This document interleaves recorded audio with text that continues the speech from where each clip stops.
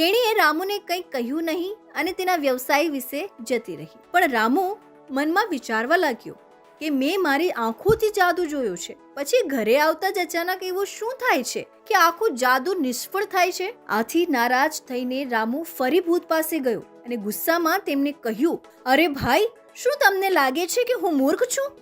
આ જાદુઈ પેન્સિલનો જાદુ ફરી ખતમ થઈ ગયો. રામુની વાત સાંભળીને ભૂત એકદમ આશ્ચર્યચકિત થઈ ગયું. તેણે રામુને આખી વાત પૂછી. પછી રામુએ શ્યામ વિશે કહ્યું. ભૂત, તું સમજ્યો કે નહીં કે રામુના મિત્ર શ્યામને કંઈક ખોટું થયું હશે? તેણે પણ પૂછ્યું. રામુ એનો મિત્ર કંઈક ખોટું કરી રહ્યો છે કે કેમ? કદાચ તેણે પોતે જ ટિફિન અને પેન્સિલ બદલાવી હશે.